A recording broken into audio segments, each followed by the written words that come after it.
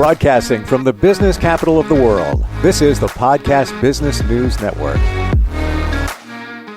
Well, it's been said that this one thing, which is so simple, if you practice it, it will move your life forward by leaps and bounds. Talking about gratitude.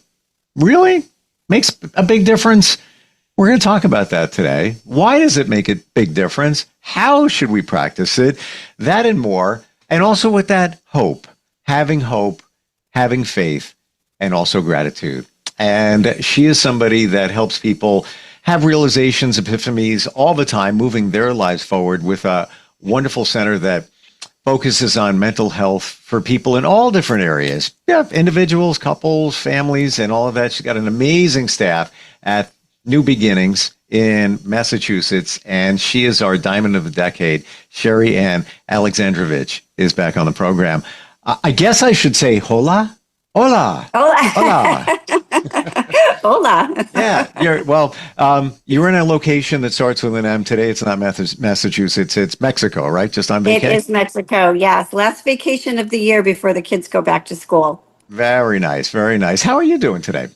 I'm doing really well. We had a wonderful weekend at the fundraiser gala this weekend. And then Monday, we kind of flew off to Mexico. So today's we're just kind of getting acclimated in the sun and just ready for a week of relaxation. I feel you deserve a vacation after planning this whole gala, which I'm hearing went fantastic. And what was the main goal? Let's share that with everybody. So the 2025 goal for this year's fundraiser was $16,000. And so what we want to do with that is there's 2 bathrooms that we want to build, one for the boys and one for the girls. And each bathroom will be equipped with 2 showers, 2 toilets, and 2 sinks with running water. Those are our 2 kind of basic goals that we wanted to do. The overall goal, I'd love to raise $20,000, and with the additional 4 to have the bunk beds built with the metal structure and start a music program. So we were able to raise on Saturday night, just in one event alone, it was an $8,000 total, which was absolutely incredible. And the goal is to have the money fundraised so that we can start construction in September. And I would love to be able to have the bathrooms and the beds done for Christmas for the kids this year, and to be able to go down. I think we're thinking the goal would be the second week of December to hopefully go back to Ghana and be able to to present to the kiddos the unveiling of the bathrooms and the new bed structure for them. Wow. And yeah. I just want to share, because this is the things that most people don't realize. And you mentioned it last time. The beds, metal, they had wood, mm-hmm. They're gone. Bed bugs, can't have them there. We hear about bed bugs. Everybody's aware of them. But not to the degree where so much, in fact, that you can't even have wood beds. So that now they have no beds. Nothing.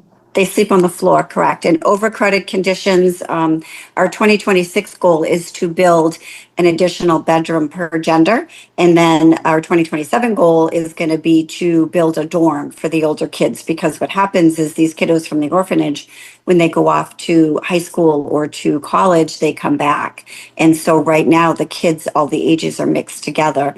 And so the longer term goal will to be build housing, because the kiddos come back to help once they get older, to help the younger kids with their education and to care for them and things like that. So for everybody to have their space to not be as shared. I mean, we're talking 12 plus kids per room.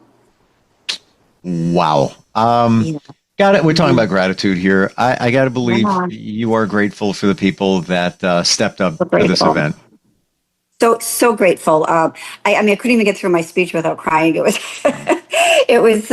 it was just so heartfelt. The people that came together, and I had also I had sent the radio station my speech in advance, because I really definitely was so grateful for you and for, the others at the podcast for just helping me to promote this, and all of you guys' support, and the donation that we received from the podcast was just absolutely incredible. It just, everything just such a, I am just so truly, truly grateful for everybody and for you guys and for all the support, and just being able to raise. I mean, I didn't expect that we'd even be able to raise that much, and just that one launch. So it was pretty incredible.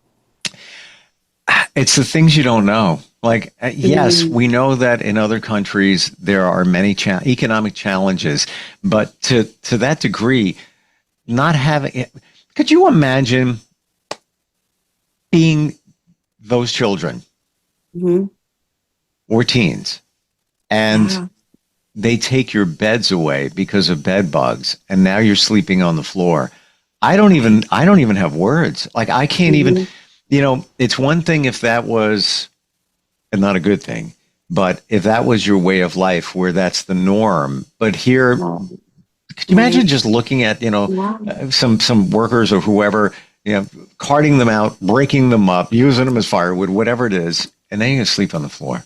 Like, I just can't even, God bless you for doing what you're doing. Like, seriously. Well, we're really looking forward to going back. Like I said, the goal will be the second week of December, and just to be able to, for Christmas for these kids, if you think about putting into perspective what our kids or grandkids' goals are for Christmas, or wish list is for Christmas, and what their wish list is, to be able to have running water, to be able to have indoor plumbing where you can use a shower and a bathroom inside, because right now their conditions are outside, and the boys' bathrooms are what they have is just like a metal structure, just almost like the size of a box, and it's outside and it's open. And the bathrooms for the females at the orphanage are a little bit more private but not enclosed. And so to be able to provide for them to be able to take a shower when the weather, there's inclement weather, or just to have an actual clean shower where they can have clean running water and be able to go to the bathroom. And imagine an orphanage of 72 kids right now with outdoor plumbing, and just to be able to try to schedule showers and bathroom breaks and things like that. I mean, I don't know that people can really, I mean, it's first of all, it's hard to even envision, but to be able even to understand, what the challenges are that they're up against. And, Sharisa, the owner of Blessed Nourishment, during her speech was really kind of describing the conditions of the kitchen, at the orphanage. Prior to us going down there was one pot that they cooked in, and they didn't have any other accessories. So they're cooking breakfast, cleaning that pot, cooking, lunch, cleaning that pot, cooking dinner, cleaning that pot. And so for our birthdays, her and I birthdays are in February. So when we got down, our birthday present to them was, new pots, new silverware, things to eat on, just some of those basic necessities that they didn't have. Wow. These are the things that we should be grateful for. Right. And many of us just take it for granted. Why, let's go there. Why is practicing gratitude so important? Yes, we know it is, but why? So, I mean, our perspectives on how we get up every day and the things that we value, the things that we put emphasis on, really impact what our attitudes are.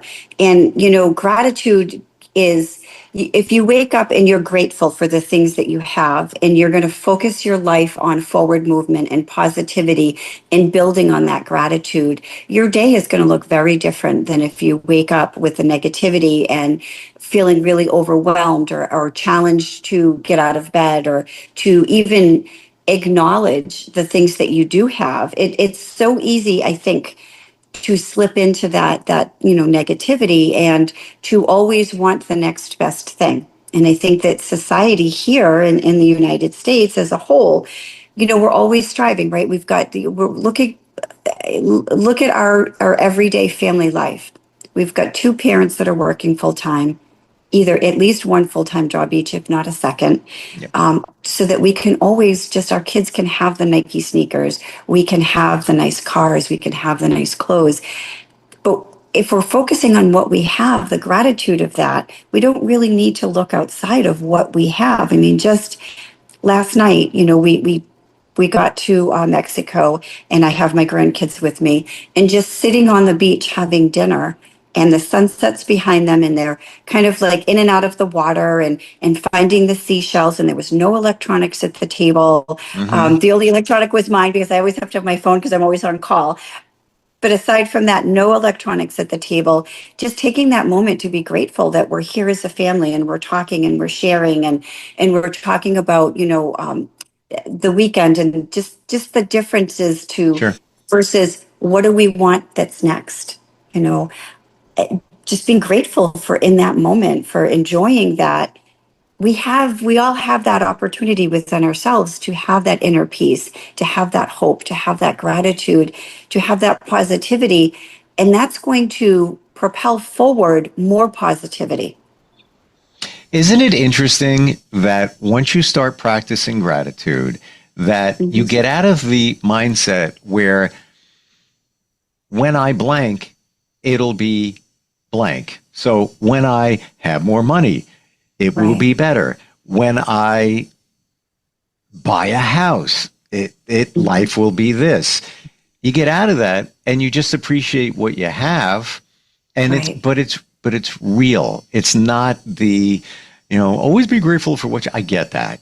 I get it, but it's heartfelt as opposed to, feeling a little artificial. And it's also been said that when you practice gratitude, that the universe is listening and will bring you more of that because you're saying, yeah, this is good stuff. I'm grateful for this. I'm grateful for that. So it's listening and so, oh, you like that? Oh, let me give you more good things like that. Right. Right. And I think it has to do with our energy, right? So when we're grateful, our energy is positive, and we're going to invite in more positive people who are focused on forward movement, who are focused on hope, who are focused on gratitude. Yes. Versus when we're not in a great space. And if you think about it, if you're in line and you're waiting to check out at a grocery store, and you have somebody in front of you, or even somebody who's ringing you up that has, is in a negative space, it changes your energy. I mean, think about what that feels like. But if you just say, have a nice day, or thank you so very much, or you know what, I really appreciate, what you're doing, it changes the temperature of things. The nice limo that drove us to the airport, the bus, the woman who was driving was telling me how, now it's 2:00 in the morning when we got picked up. And she's telling me how she drives bus for a living, and the kids, and she's talking about her challenges. And, I looked at her and I said, thank you so much for what you do. It takes a really special person to be able to be a bus driver. I couldn't do it.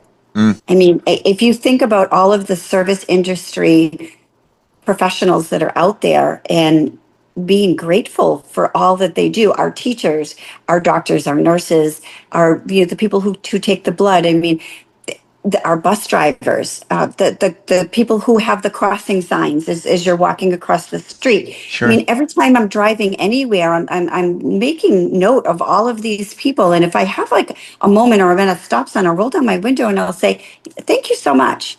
Because who else is going to do these things for our children? And it's just being grateful, and it becomes infectious, I think, when you're around people who are positive. I agree. I'm grateful. I got a cup of coffee here. Guess what? I truly mean that I'm grateful for the people that grow the beans, the barista, the packaging, all of that. It's it's like my little cup of joy every morning. And do I need it? No, I don't need it. I'm not a caffeine fiend. I don't have to get jacked up or anything. It's just my little, my $3.32 give back to myself, but I'm grateful for it. And then there's also the challenging gratitude. What do I mean by that? When challenging things present themselves and you're grateful for that because you feel that maybe there's a reason or there's a lesson that came from that situation. So you reframe it and you look at it from a point of gratitude. Instead of, I'm not minimizing anybody's situation. Of course. You look at it from a different lens instead of, jumping into the victim mode, you look at it as, well, you know what? The universe said that was, maybe that needed to happen, so something else didn't happen. You'll never know. Or maybe someday it will be revealed. Absolutely. I am a firm believer that the universe gives us lessons. And if we are finding ourselves in a similar scenario or pattern and coming up against something that we're repeatedly challenged by, and there's a theme, I believe that the universe continues to give us this specific challenge or obstacle because there's a lesson in there, and we're going to keep experiencing it until we take a moment of pause and be able to say, what are we trying to learn from this? What did we need to get out of this? And if we can just take that time to just take that experience and journal it and really do some internal perspective taking.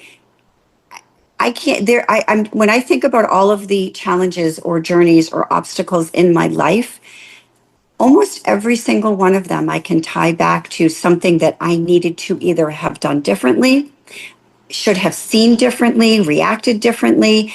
And now I have that information to be able to make different choices moving forward. And sometimes it's a hard one to swallow, to really see I see the lesson and the positivity. I'm going to say in all challenges that I've been even confronted with in the last 5 years, I see there was a reason. I see why, I needed to go through that. Yeah. Was it easy? No.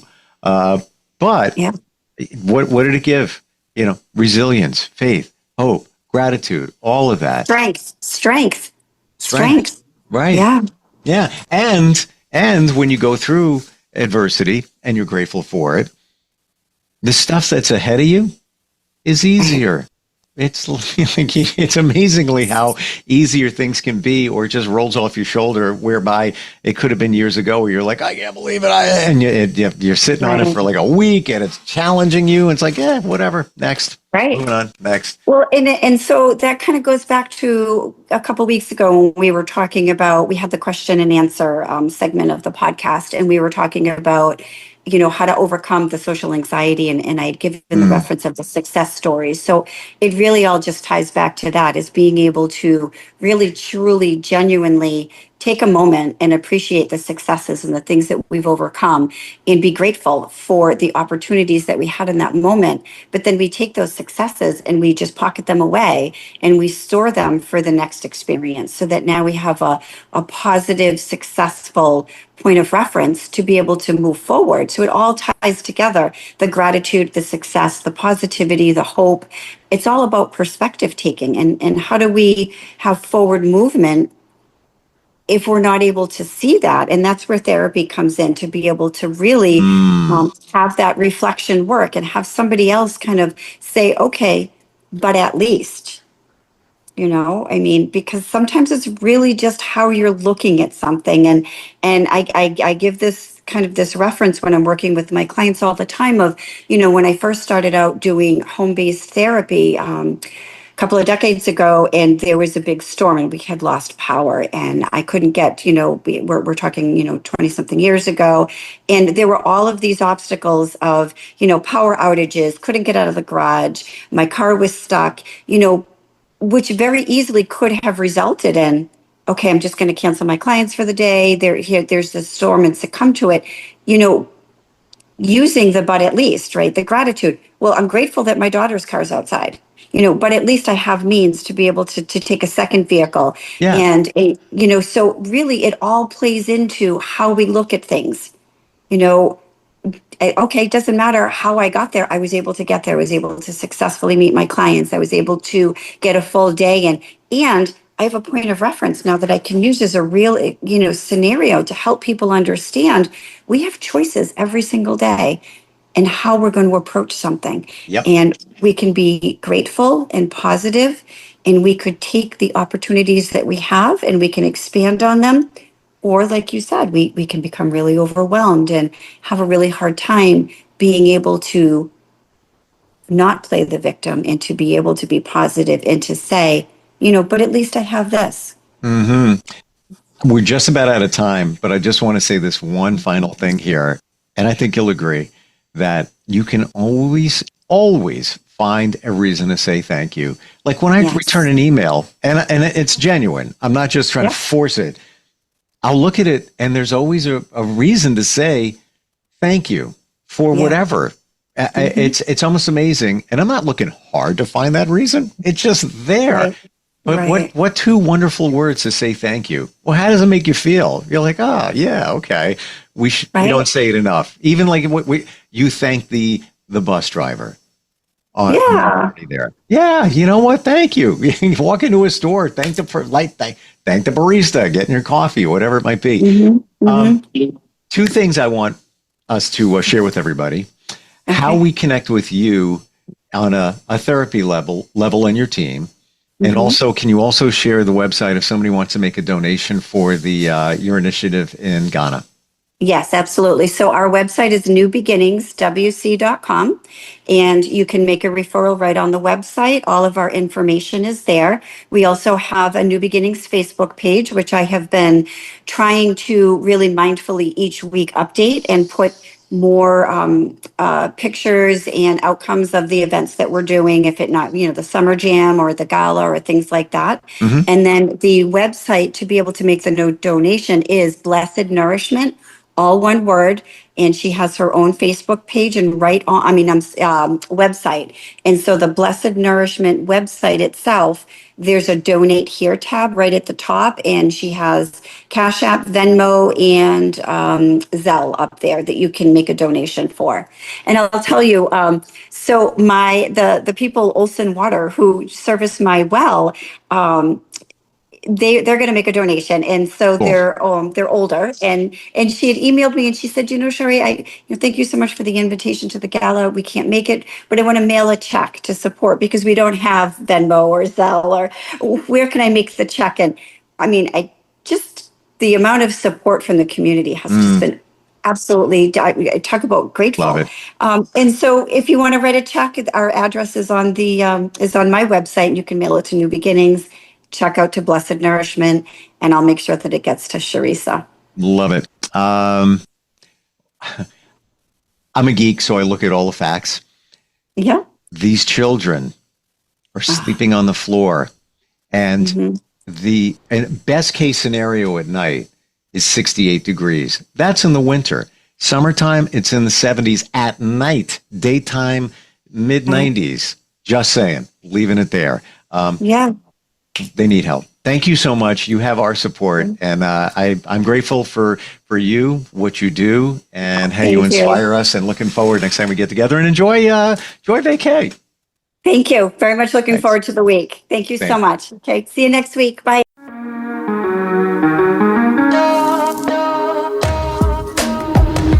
Broadcasting from the business capital of the world, this is the Podcast Business News Network. When I was little, I didn't talk for a long time. I liked things to always be the same. Anything new or different would scare and upset me. I was very sensitive to lights and sounds. It was almost like I had bigger eyes and ears than everyone else. So I built secret hiding places where nothing could get in. I didn't like looking people in the eye. It made me feel uncomfortable. I'd throw big tantrums over little things, like when my socks didn't match. Sometimes I'd do the same things over and over. Until one day, I found out I had autism. My family got me help. Slowly, I learned how to live with it better. You can see signs of autism in children as young as 18 months. Early intervention can make a lifetime of difference. Learn the signs at autismspeaks.org/signs. Brought to you by Autism Speaks and the Ad Council.